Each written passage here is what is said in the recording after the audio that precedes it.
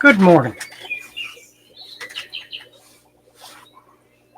There's an individual who has been of inestimable value to me and to my work here on YouTube for his expertise in researching topics that I've discussed.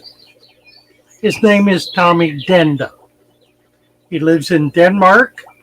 He's a young man who is developing a career in the aquatic industry. Tommy first came to my attention about a year ago when he put me on to a book he had discovered that was written in 1862 by a Danish gardener, J.A. Bentzien, B-E-N-T-Z-I-E-N, who wrote a book on aquariums. 1862, a book on aquariums. I'm sure Alex would have some interest in this. He was a gardener, the top gardener in Holland, I think Holland, who maintained several royal facilities and some important national gardens. The book is extensive. It's 150 to 200 pages. Tommy began translating it for me because I had the notion to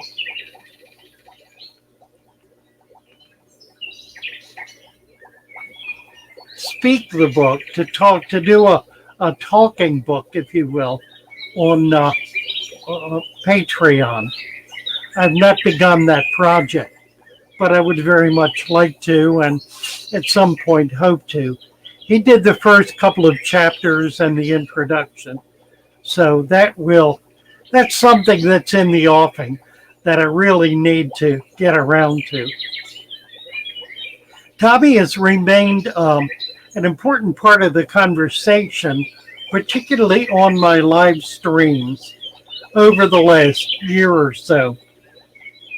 He has spoken to technical issues again and again. Probably, two come to mind that are really critical.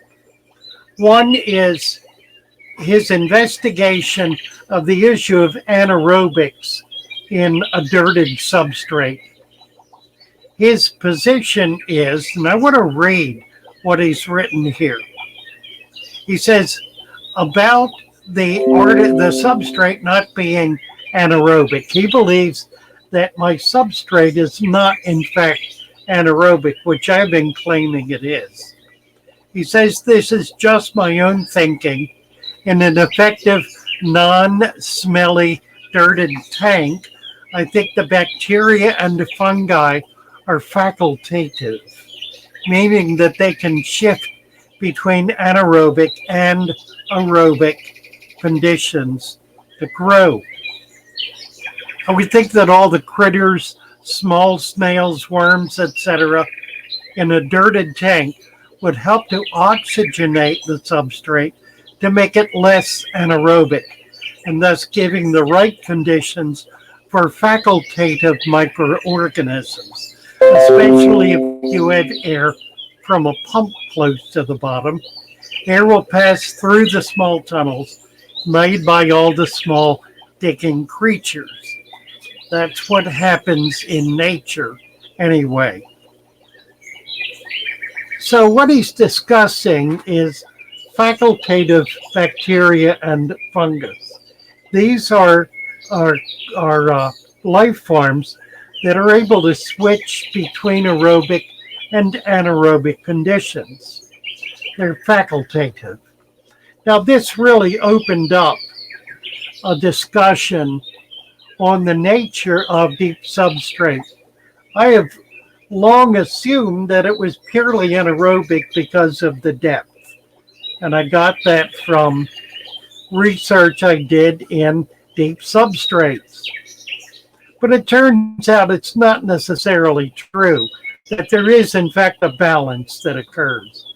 And it was Tommy's research and his thinking on the matter that really opened up that area and that topic for us. The other one that comes to mind is leaf litter. And Tommy found an article, a really rather critical article on leaf litter that talks about, it's called The Life That Springs from Dead Leaves in Springs. And what it discusses is the fact that leaves in bodies of water are at the foundation of the food chain in streams, rivers, creeks, and so forth. That they're the fundamental component in maintaining life and enriching life in those streams. So I want to thank Tommy for the work that he's done to help us on this channel in researching and finding resources that have been of really inestimable value. He's a critical source of help for us, has been, and I'm sure will continue to be in the future. So thank you, Tommy Denda. We deeply appreciate you and look forward to years in the future of your aid in building an understanding of the nature of natural aquariums. Bye for now. Thank you again, Tommy Denda.